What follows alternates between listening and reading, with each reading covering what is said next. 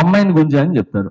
నేను ఇప్పుడు ఆ అమ్మాయి ఎవరు, ఆ అమ్మాయి ఎక్కడుంది, ఎక్కడ గుంజాను, దేన్ని గుంజాను, సో గుంజి నాకు ఇప్పుడు వివరణ కావాలి. నాకు అది నిరూపిస్తుంది చెప్తున్నా. వీడియోలో ఉన్న ఏది నిరూపించినా నేను టోటల్గా కొరియోగ్రాఫర్ రిజైన్ చేసి వెళ్ళిపోతాను. ఏది లేదు, అంత అబద్ధం. కేవలము తనకేంటి ఒక 5 పర్యాలు చేయకూడదు అన్నారని చెప్పి ఆయనకి ఒక ఇది ఒక లీడర్గా నిలబడాలి అని చెప్పి. సో ఇది ఇవన్నీ పక్కన పెడితే దాంట్లో ఉన్న అన్ని అబద్ధాలు ఇంకా చాలా చాలా చెప్పారు దాంట్లో. ఇంకేదో ఉన్నాయి నాకు గుర్తు రావట్లేదు కానీ సో చాలా ఉన్నాయి. సో అలాగే ఈ పక్కన పెడితే సార్ సార్ అవును సార్ ఓకే సార్. లేబర్ కోర్టుకి వెళ్ళినప్పుడు నేను లేబర్ కోర్టు దగ్గరికి నేను వెళ్ళి గంగాధర్ గారితోనూ తర్వాత శ్యామ్ సుందరరావు గారితో మాట్లాడటం జరిగింది. మాస్టర్ ఏంటి పని ఆపుతున్నారు అని అంటే, సార్ పని ఆపట్లేదు. ఆయన అన్నారు 4 నెలల నుంచి నా పొట్ట కొట్టారు పని ఆపట్లేదని చెప్పి. 4 నెలల నుంచి ఆయన 4 సాంగులు చేశారు. మేము ఎవరు ఆపల. మా యూనియన్ నుంచి ఈజీ మెంబర్ కూడా పంపించాం యాజ్ ఎ డాన్సర్గా. సో మేము 4 సాంగులు చేశారు. అది చేసింది కాక తను ఇంకా చేసిన తప్పు ఏంటనంటే, ఏదైతే పేమెంట్ వస్తుందో మీ యూనియన్స్ కూడా ఉన్నాయి కాబట్టి పేమెంట్ వస్తుంది కాబట్టి పేమెంట్ ఎవరికి వెళ్తుంది, కోశాధికారికి వెళ్తుంది. ఓకే, ఆయన కోశాధికారికి ఇవ్వకుండా ఆయనే బయట ఆయన అకౌంట్లో వేసుకొని ఆయనే పని చేసుకొని అన్నీ చేసేసుకొని డైరెక్ట్ యూనియన్కి ఆ 10% ఏదో వేసేసాడు. వేసేసిన తర్వాత ఏంటి పేమెంట్ పడిందని మనవాడు అడిగితే అవును నేను వేసేసాను అన్నాడు. అది తప్పు కదా అని అంటే ఏమన్నా ఇప్పుడు కూడా చెప్పలేదు.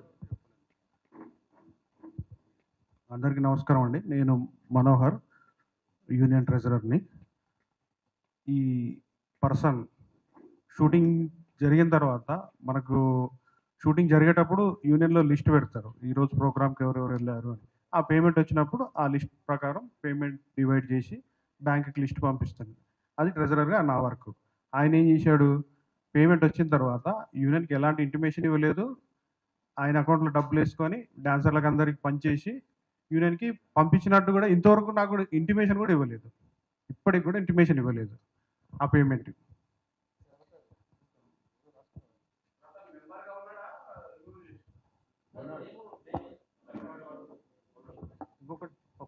ఒక విషయం చెప్తాను. మాస్టర్ గారు ఆ వీడియోలో చూస్తే మాస్టర్ గారు ఎలక్షన్ కోసం 10 లక్షలు ఖర్చు పెట్టాడు అని చెప్పి చెప్పాడు. ఆయన ఎలక్షన్ నామినేషన్ జరుగుతుందన్న, నామినేషన్ ఫెడరేషన్ ఆఫీస్లో నామినేషన్ జరుగుతుంది. నేను వెళ్ళగానే ఈయన అందరూ మా డాన్సర్లే, మా మెంబర్స్ అక్కడ ఉన్నారు. నేను లోపలికి వెళ్ళి నామినేషన్ ఫామ్ తీసుకున్న తర్వాత నేను నామినేషన్ ఫిల్ చేస్తుంటే నా దగ్గరికి వచ్చి, తమ్ముడు నువ్వు సెక్రటరీ పోస్ట్కి వెళ్ళిపో, 1.5 లక్షలు ఖర్చు పెట్టి నేను నిన్ను గెలిపిస్తా అని అన్నాడు. అంటే ఇదేంది ఈయన ఇంత ఆఫర్ ఇస్తున్నాడు అని చెప్పి, ఇంకేమన్నా కావాలన్నా సరే నేను చూసుకుంటా నీకు అన్నాడు.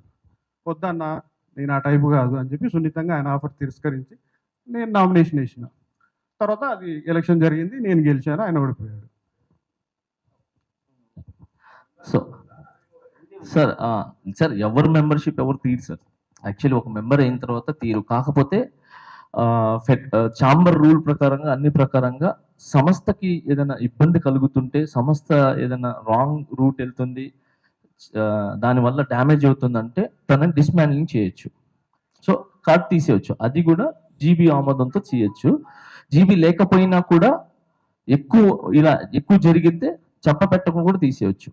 కానీ మేమేం చేసామనంటే ఒక భయం ఉండాలని చెప్పి, సరే వస్తాడు మనిషి అడుగుతాడు, భయం ఉండాలి, భయంగా వచ్చి దగ్గరికి వచ్చి మాస్టర్ తగ్గించండి లేదంటే సెక్రటరీ గారు తగ్గించండి అంటారని చెప్పి ట్రై చేసాం. బట్ అది ఏం చేయలేదు.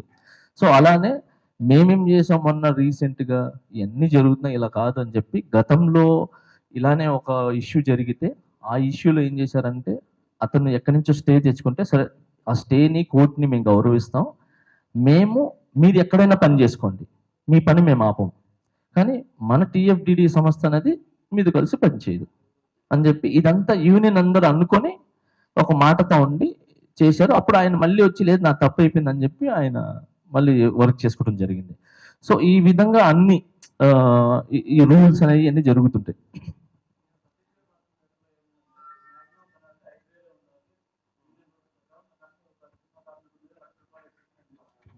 సరే ఇప్పుడు 50,000 ఫైన్ అని చెప్పి ఇదే సతీష్ ఎందుకు పెట్టించాడు?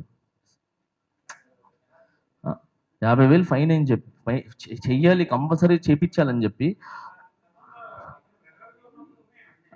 తర్వాత గతంలో ఆయన ట్రెజరర్గా ఉన్నప్పుడు ఎంతమందికి ఎన్ని ఎన్ని సరే సరే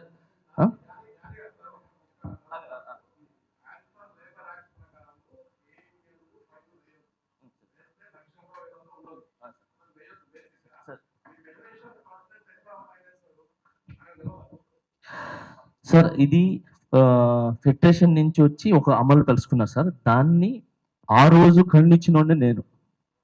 ఇది తప్పు, ఇలా ఉండకూడదు కాదంటే డాన్సర్స్ అందరూ ఒప్పుకున్నప్పుడు నేనేం చేయాలి సార్? 600 మంది కుటుంబాలు ఒప్పుకున్నప్పుడు లేదు భయం ఉండాలి పెట్టండి అన్నప్పుడు నేనేం మాట్లాడలేను కదా సార్. అదే జనరల్ బాడీలోనే నేను లేను సార్. సో ఆ కుటుంబం వాళ్ళందరూ ఉన్నప్పుడు నేనేం చేయలేను సార్. దాన్ని అక్కడి నుంచి ఫోన్ చేసి చెప్తున్నా ఏంటి, మొన్న కూడా ఒకటి జరిగితే ఈస్ట్ మెంబర్స్ అందరూ వేస్తానంటే నేను అన్నాను లేదు క్షమించి వదిలేసేయండి మొదటిసారిగా అని చెప్పాను. సో నేను ఎప్పుడు ఏం చేస్తానంటే ఎవరు ఫస్ట్ నేను పని ఇస్తాను సార్ అందరికి, ఎవరు పని ఆపను. ఎందుకంటే నేను ఆ స్టేజ్ నుంచి వచ్చినోడిని, 4-5 సంవత్సరాలు నేను నీళ్లు దాగి బతికాను. సో ఆ కష్టాలు నాకు తెలుసు. ఒక సాంగ్ దొరక్కపోతే ఒక సాంగ్ గురించి ఎంత కష్టపడాలో, ఎంత కష్టపడితే ఆ 3,500 లోపల ఈ లోపల మనం అప్పులు తీసుకొని ఉంటాం. ఆ పేమెంట్ రాగానే ఈ ఆఫీస్ కింద అందరూ వెయిట్ చేస్తూ ఉంటారు. ఇట్లా తీసుకుని బయట రాగానే వెళ్ళిపోతాయి. సో ఆ బాధలన్నీ తెలుసు నాకు. సో అందుకే నేను ఎవరు పని ఆపల, మన నుంచి ఎవరు పని ఆపల. మేము ఆయన పని ఆపుతున్నారు అని చెప్తున్నారు కాబట్టి పని ఆపినప్పుడు 4 సాంగ్లు ఎలా చేశారు? ఇది రాంగ్. ఆయన పని చేస్తానే ఉన్నాడు. ఆయన సాంగ్కి వెళ్తాడు వస్తాడు కంప్లైంట్ పెడతారు, సాంగ్కి వెళ్తారు వస్తారు ఇంకేదో చేస్తారు. సో ఇవన్నీ పక్కన పెడితే సార్ ఇంకొకటి, ఇదే సతీష్ గారు యూనియన్లో ఇప్పుడు నేనున్నాను యాజ్ ఎ క్యాషియర్గా, అంటే సతీష్ నేను అనుకోండి. నేను ఇక్కడ ఉన్న క్యాషియర్గా ఉన్నప్పుడు ఈయన వచ్చాడు, అవసరానికి మెడికల్ లోన్ కావాలి సార్, లేదంటే హ్యాండ్ లోన్ కావాలి సార్ నాకు ఇవ్వండి అని అంటే నేను డబ్బులు ఇస్తా, నీ ఏటీఎం నా దగ్గరకు అని చెప్పి పాపం పిల్లలందరి దగ్గర ఏటీఎంలు తీసుకొని పెట్టుకొని ఏటీఎంలు పేమెంట్ రాగానే వాళ్ళకి ఇంటిమేషన్ కూడా లేకుండా, ఇప్పుడు నేను మీ దగ్గర అప్పు తీసుకున్నాను సార్, ఒక 10,000 అప్పు తీసుకున్నాను, నాకు 10,000 వచ్చింది, మీకు మొత్తం కట్టనుగా, నేనేం చేస్తాను అన్న 8,000 తీసుకో 2,000 అని చెప్పి అలా లేకుండా ఆ ఏటీఎంలో నుంచి తీసుకొని పిల్లలు పాపం వాళ్ళకేంటి పాపం కావాలి ఏం చేయాలా? సో విత్ వడ్డీ, సో వడ్డీతో సహా తను ఏంటి ఎంతో తీసుకుంటారు నాకు 10%, 6%, 10% ఎంతో అది వేసి పాపం రాగానే ఆ డబ్బులు టప్పని తీసేసుకుంటాడు. పేమెంట్ పడి నాకు డబ్బులు రాలంటే నాకు ఎంత బాధ ఉంటుంది. సో ఇది జరుగుతున్నప్పుడు రాకేష్ మాస్టర్ గారు మా యూనియన్లో ఉండి, రాకేష్ మాస్టర్ గారు ఏం చేశారు, ఒక లెటర్ రాశారు యూనియన్కి. మన యూనియన్లో జి సతీష్ అనే అతను ఫైనల్స్ ఇచ్చేస్తున్నారు, పిల్లల దగ్గర రక్తం పీల్చినట్టు పీలుస్తున్నారు, తప్పది.